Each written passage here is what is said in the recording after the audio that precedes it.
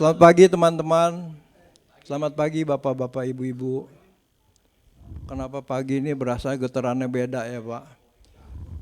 Memang saya merasa kalau seumpamanya pelayanan ditunjuk sebagai pesaksi adalah memang peperangan rohani buat saya. Karena yang saya saksikan adalah memang bukan masalah duniawi, tapi memang masalah kerohanian yang saya percayakan ada Tuhan di dalamnya. Saya bersaksi untuk kemuliaan Tuhan.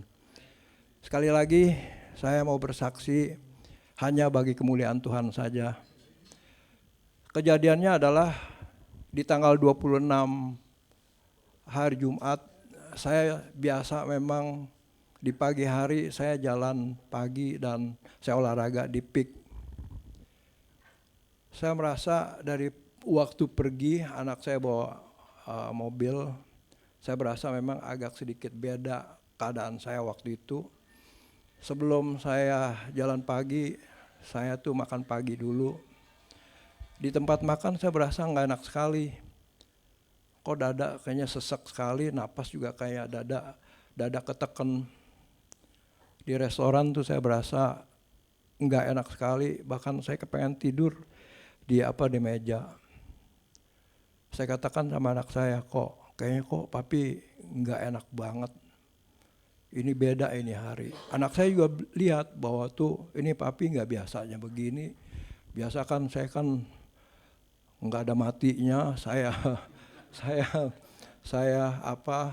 terjang terus. Tapi memang saat itu beda. Lalu saya katakan, kok papi dingin? Papi di luar aja. Di luar juga berasa nggak enak. Saya ke mobil, saya rebahan. Saya bilang sama anak saya, kok kita pulang. Saya tahu anak saya berasa bahwa tuh papanya tuh memang beda. Saya pulanglah dari PIK. Anak saya bawa mobil, di perjalanan di tol itu saya rebahan. Tapi waktu itu saya berasa ada bisikan, saya tahu itu bisikan Tuhan. Bahwa UGD aja, UGD. Padahal saya mempunyai mindset saya punya stigma bahwa tuh saya hidup zero accident, zero loss, dan zero hospital. Dimana kalau sumpah saya punya mindset seperti itu, saya tuh anti sama rumah sakit. Tapi saya yakin waktu itu Tuhan bisikan ke saya UGD. Akhirnya saya katakan sama anak saya, kok UGD aja ya papi. Akhirnya anak saya memang sigap dan saya diantar ke UGD. Keluar tol dari PIK itu mengarah ke Puri Indah. Anak saya bawa ke rumah sakit Pondok Indah, Puri Indah. Saya merasa bahwa itu satu keputusan, satu kata yang beda, dan juga anak saya juga merasa bahwa itu ini adalah satu sikap yang benar dan satu keputusan yang benar. Tibalah saya di UGD, di ranjang UGD itu saya kirim data-data karena anak saya memang anak milenial, kirim dan dapat data lewat WhatsApp dan sebagainya, kirim ke rumah sakit dan semua berjalan satset cepat sekali. Dan rumah sakit itu saya bukan jual iklan atau promosi untuk rumah sakit Pondok Indah Puri Indah, tapi memang rumah sakit itu mendapatkan sertifikat untuk pelayanan terbaik dan memang cepat sekali. Dia punya dokumen masuk cepat sekali dan dokter datangnya juga cepat sekali. Di ranjang UGD itu saya didiagnosa dan sebagainya, saya tunggu dokternya juga cepat datangnya. Saya didapatkan bahwa tuh Mas Heri ada gambar. Saya didapatkan memang saya punya arteri itu udah nyumbat seperti begini. Ini penyumbatan sudah hampir 100%. Di mana saya di ranjang saat saya di kateter, saya sadar-sadarnya bahwa tuh dokter katakan ini mesti di bypass. Waduh, saya bilang kalau bypass urusannya beda sekali nih. Saya kaget sekali sih. Tapi sebelum saya ditangani, dokternya katakan, mari kita doa dulu. Saya tenang sekali kalau supaya dokter bisa memulai semua tindakan dengan doa. Lalu saya ikutin daripada saya sadar di atas ranjang saya di kateter itu, saya sadar bahwa tuh apa yang dokter bicara, dan ada satu ruangan di belakang ruang ruang operasi itu, ada satu ruangan, istri saya dan ketiga anak saya tuh udah di sana untuk memonitor semua proses dari awal sampai dengan akhir saya punya penanganan untuk kateter ini. Di mana salah satu SOP-nya adalah memang video semua tertera di CCTV, di mana putra-putri dan saya punya istri lihat semua, dan pembicaraan dokter itu juga jelas istri dan anak-anak saya dengar. Di dalam proses saya punya kateter itu, dokter sempat ngomong bahwa ini susah sekali masuk karena memang udah 99% penyumbatan, itu susah sekali. Ini kayaknya benar mesti di bypass. Waduh, saya dengar juga udah takut, dan putra-putri saya, istri saya juga agak sedikit khawatir. Akhirnya Tuhan pakai dokter untuk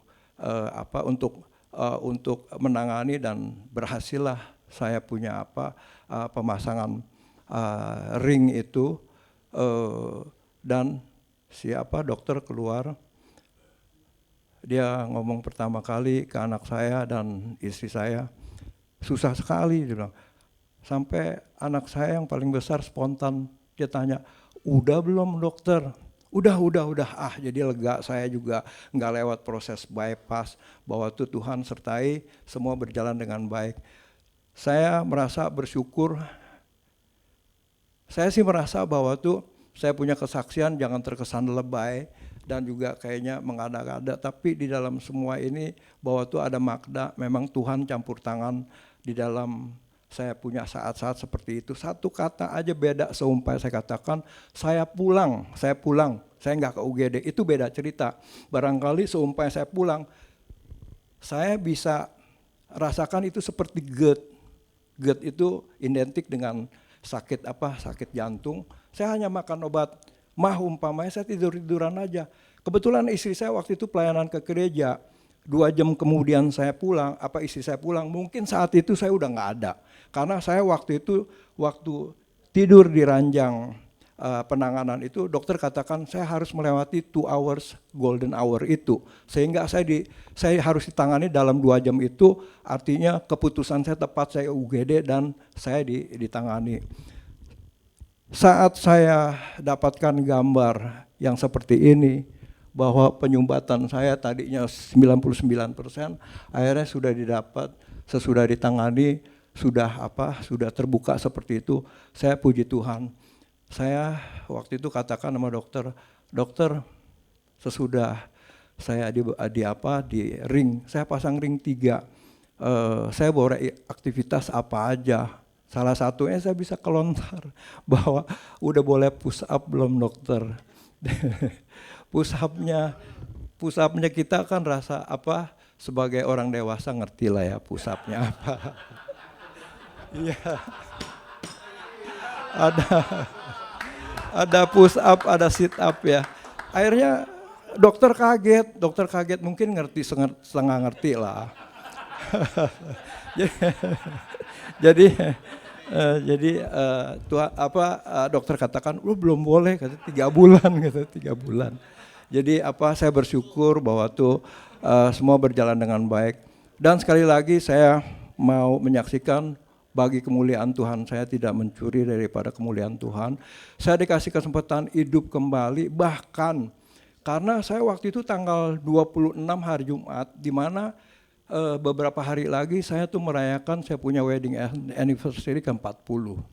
Di mana tanggal 29 itu putra putri saya udah sediain villa untuk saya tuh wedding anniversary. Kalau seumpamanya terjadi saya di bypass, itu beda cerita. karena kan itu untuk pemulihan lama sekali dan nggak mungkin saya bisa berangkat untuk ke villa untuk merayakan wedding anniversary. Itu yang saya dapatkan itu kemurahan Tuhan.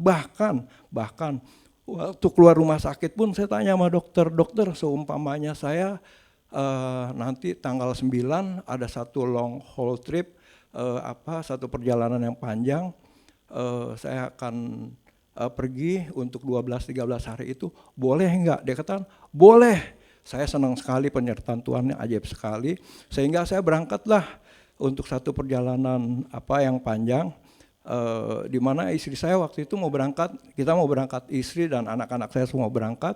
Dia katakan, entar lu 12 hari, 13 hari itu bisa nemenin gua shopping jalan terus lu dong. Waduh, saya bilang, saya baru di pasang ring begini, mana mungkin saya jalan sampai begitu banyak. Ternyata Tuhan kasih izin saya tuh untuk sama-sama anak-anak tuh jalan tiap hari. Ternyata saya punya record, karena saya punya record, saya punya step. Satu hari saya bisa di atas 15.000 step dan saya merasakan biasa aja. Ini saya kira tuh Tuhan yang sertai dan berikan saya kekuatan.